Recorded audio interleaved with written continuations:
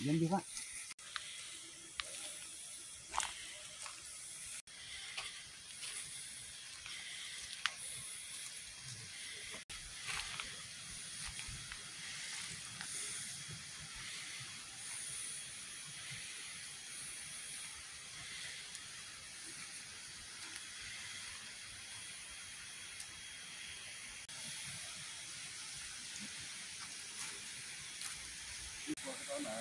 Cara view di sini dulu, di sini ada apa gitu.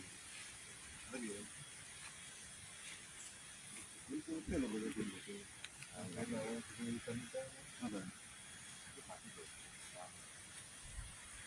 Makanya itu ya. Paham namanya kalau syuting video.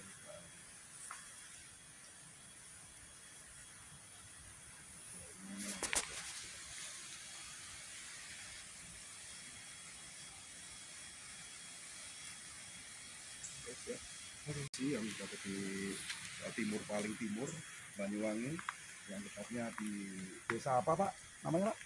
Sambung Rejo, Desa Bayu. Desa Bayu ya, kecamatannya ikut Songhon Banyuwangi. Dan kali ini ya kita didampingi Bapak Sutrisno ya, untuk mereview sebuah lokasi yang dimana tempat ini merupakan tempat peradaban atau peninggalan leluhur yang lebih dikenal dengan Prabu Tawangalun. Ya, Itu merupakan ini adalah Linggayoni. Kalau yang di sini namanya Linggayoni. Sebelum memasuki area yang disebut Pak Sutris tadi yang dinamakan Linggayoni, ini pintu gerbangnya dijaga 2 ekor ular naga, patung naga. Ini ada sejarahnya Pak, patung naga ini Pak? Ada sejarahnya enggak? Sejarahnya itu hanya kalau di Banyuwangi itu memang tradisinya. Maksud saya di tempat ini dulu Ya ada tadi.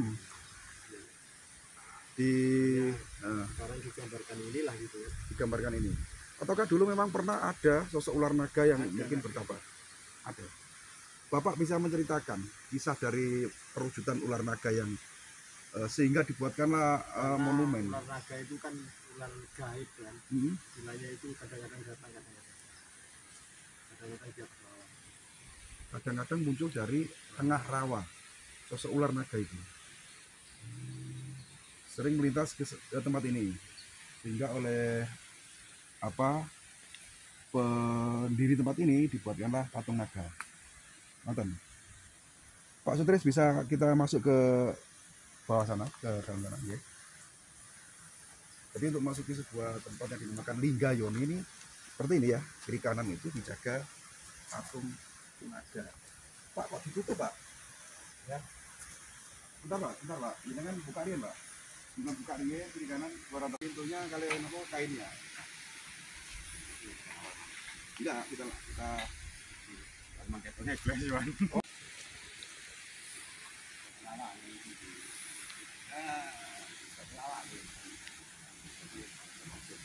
langsung Pak.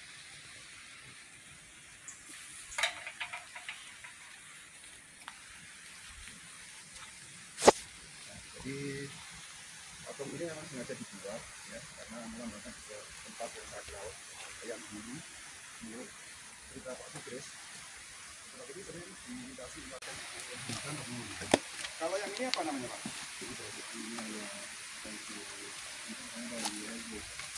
Ritual juga Pak? Ya, untuk ritual juga.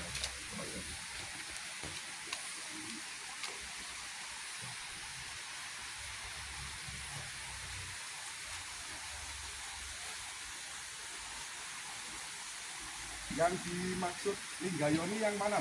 Enggak. Jadi itu kalau itu namanya Linggayoni itu ada yoninya lah gitu. Lingga yang memiliki yoni ya tadi. Kita sering digunakan untuk sembahyang. Itu Umat Hindu. ya. Semua umat lah itu. Semua umat. Termasuk juga spiritual juga ya. Kalau yang di depan jenazah itu patung siapa? Iwai. Dan patung yang ada di kiri kanan, kalau patung kiri itu kayaknya baru ya, buatan ya. Kalau yang di samping jenazah itu patung lama. Ya, Iwai.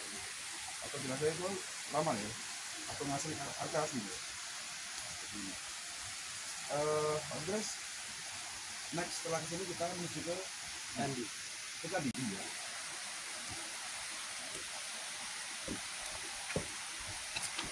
Iya, kita lah. Oke, monggo Pak. Luas juga ya, 10 hektar. 10,5. Masih lebih ya Pak ya. Oke.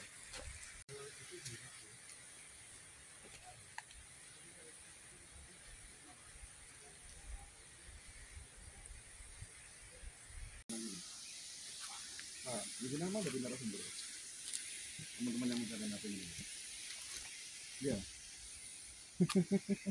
Aku dari narasumber ini. tidak bisa mendampingi sampai eksplor kita sampai tuntas. Dan kebetulan hari ini kita bertemu saudara juga di Banyuwangi, Pareng Asma sinten Pak? Ya, nama Ki Sabtu Jagat. Ki Sabdo Jagat, yang beliau juga sangat paham tentang ya lokasi ini nih, ya. Kalau kita bilang paham sejarah, mungkin Jinan juga paham ya. Sedikit Ya. banyak paham ya. Kita membuka kalau sejarahnya ya sedikit banyak, tapi nggak seluruhnya. Iya. Insya Allah saya memahami cerita Rowo Bayu ini, bagaimana beliau yang Prabu Tawang Alun bertapa di sini. Ini petilasan ya, Petilasan. bertapa di sini. Nah, mari kita tunjukkan pertapaan beliau dan nanti akan kita ceritakan sedikit kenapa beliau bertapa di sini dan ada permasalahan apa beliau di sini menyendiri di sini. Siap. Oke, mari kita ikuti. Jadi kita menuju ke Candi ya Pak. Lewat sini ya. Kita langsung ke sana ya, tempat pertapaan beliau. Oh gitu. Nah. Tempat pertapaan. Enggak enak lewat sini. Enggak lewat sini, bisa lewat sini. Ya, Lewat sini lewat aja. sini. Jadi gini melewati candi. Nah, iya. Rutenya seperti itu. Oke, nah, ini saudaraku ya, yang Prabu Tawang Alun atau yang dikenal Tawang Alun, beliau mempunyai sebuah kerajaan kecil di Banyuwangi, dulu bukan Banyuwangi ya. Nah, di sini dia mempunyai kerajaan dan di dalam kerajaan saya candi, di mana candi kemarin sudah dibersihkan dari lumut-lumut oleh saudara. Tapi ini memang penjuru kecil, tetapi ini simbol bahwasanya sebelum adanya peradaban atau peradaban baru, di sini sudah ada petilasan ya. Ini tempat beliau bermeditasi ya, namanya Puncak Agung Macan Putih. Oh, Candi Puncak Agung Macan Putih. Jadi Eyang Macan Putih di sini saudaraku ya. Nah, beliau berusaha untuk menggenipkan cipta rasa beliau terhadap ontran-ontran yang berada di istananya, karena perebutan kekuasaan, beliau meninggalkan semua itu untuk menepi, sehingga kalau ada orang bilang itu menyendiri ya, bertapa untuk mengeningkan cipta rasa beliau. Mari kita menuju ke tempat pertapaan beliau. Dan di tempat itu beliau bertapa dan di bawahnya ini biasanya dibuat tempat-tempat orang bermeditasi. Ya, mari kita lanjut. Kalau yang sebelah kanan itu apa Pak?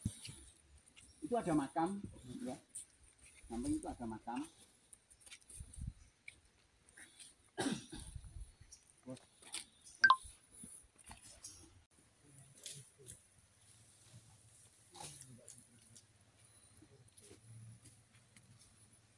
Aduh.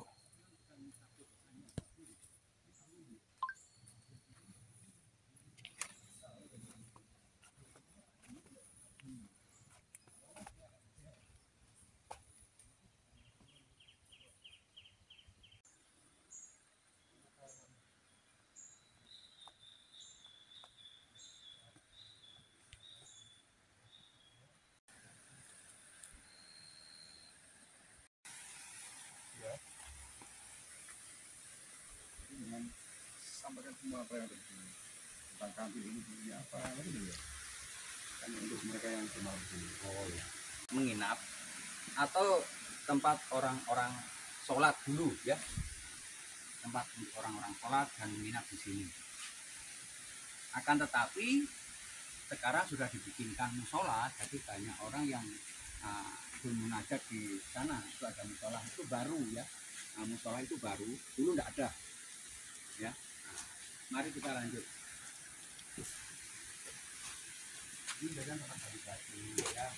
Nah, di sini ini untuk umum baju ini tempat orang-orang untuk makan mandi ya.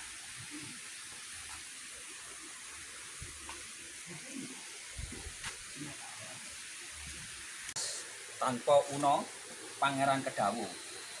Dia dulu pada tahun 1659 sebagai Raja Blambangan. Ya. Kerajaan Blambangan meliputi apa saja kekuasaan beliau itu meliputi Jember, Lumajang, Bondowoso, dan Panarukan.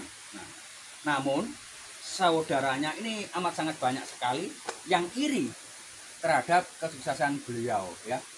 Iri demi keamanan dan kedamaian kerajaan, Prabu Tawang Alun rela menyerahkan. Nah, itu tadi sudah saya jelaskan bahwasanya ada ontran-ontran perebutan kekuasaan. Nah, tadi kan saya sudah bilang seperti itu kan ya. Nah, perebutan kekuasaan di mana beliau rela menyerahkan kerajaannya terhadap saudaranya, yaitu demi keamanan dan kedamaian kerajaannya Prabu Tawang Alun rela menyerahkan tahtanya. Nah, di sini situs yang diyakini sebagai tempat pertapaan beliau menyerahkan tahta kepada adiknya Mas Wilabrata ya. Tempat beliau dulu bertapa, mohon maaf ada di atas sana ya. Nah, itu ada di bawah bambu.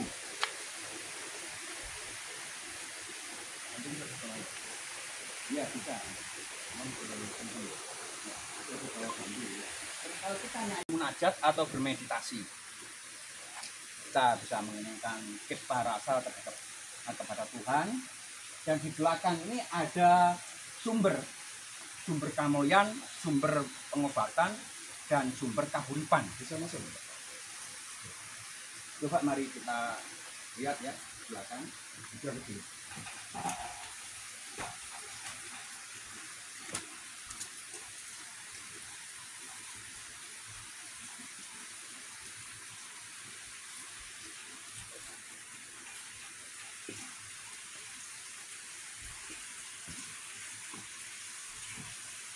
Ini yang di dalam tubuh ini silakan.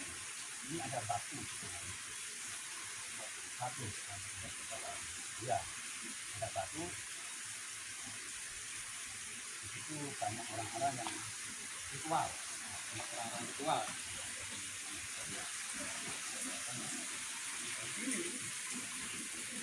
Ini tempat orang-orang mensucikan diri.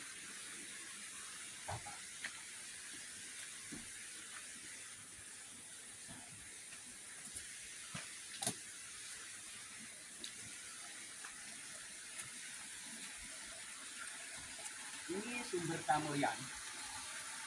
Biasanya orang-orang yang ingin hajatnya terkabul ya, percaya atau tidak percaya, tetapi terserah saudaraku semua, terserah netizen. Ini sumber kamulyan ini sebenarnya untuk membersihkan hati kita, raga kita dari energi-energi negatif, dari pikiran-pikiran negatif, dan merendahkan semua egosentrisnya. Nah, jadi dalam artian mari kita merendahkan diri kita serendah-rendahnya hingga orang lain tidak bisa merendahkan kita. Di situ saudaraku.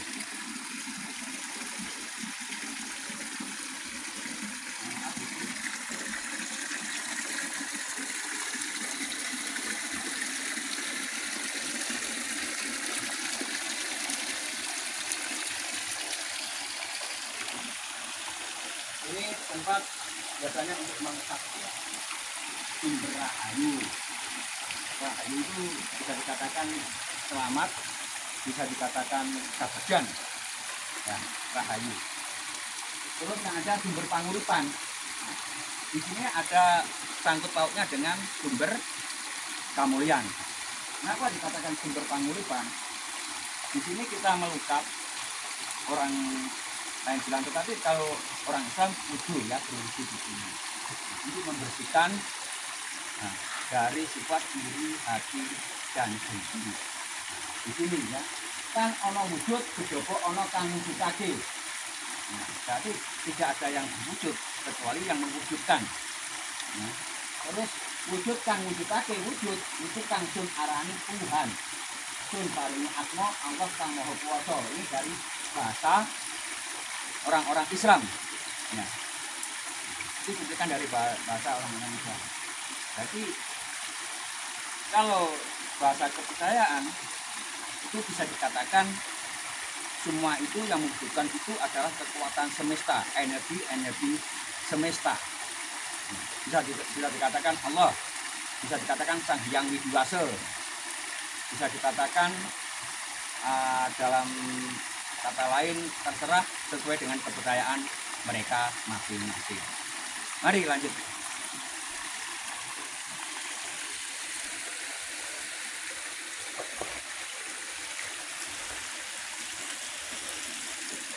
Enak loh.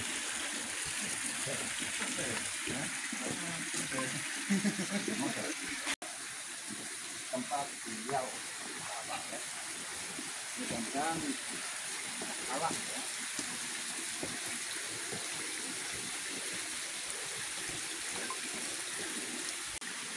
Ini namanya Pokemon.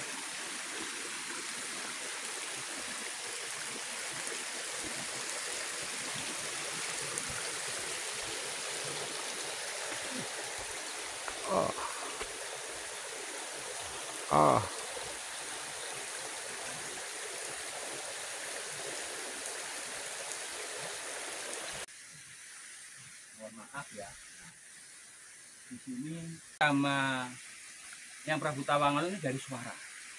Suaranya Prabu Tawangan besar sekali. Besar sekali suaranya. Kalau Pate tidak banyak bersuara tetapi memekakkan telinga. Kecil suaranya beliau. Itu yang pernah saya tangkap di sini. Terus kalau ini ada tangga, ini ada tangga. Nah, tangga ini naik. Di sana ada makam. Cuma saya nggak pernah naik ke sana. Saya 2 kali naik ke sana. Napas itu terasa mau putus. Sangat tinggi. Ya, napas itu terasa mau putus.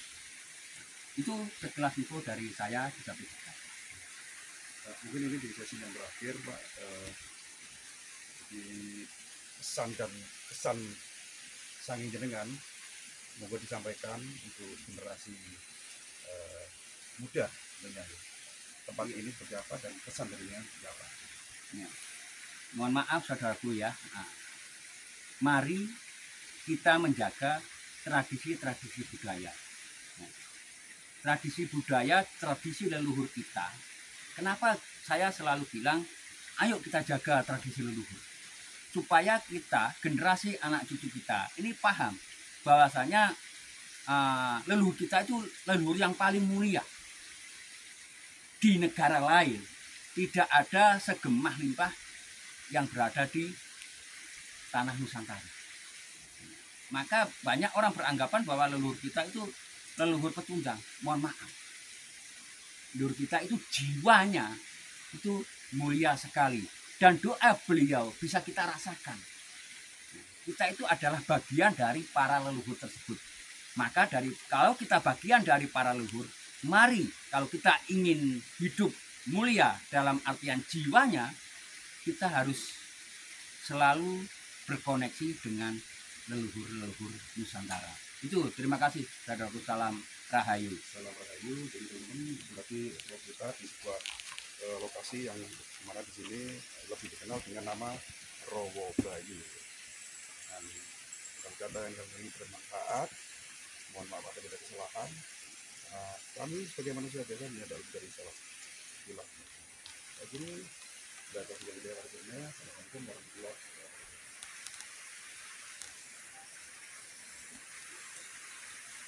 Tadi ngomong aja lagi. Pertapaan. Anget gitu. Pertapaan.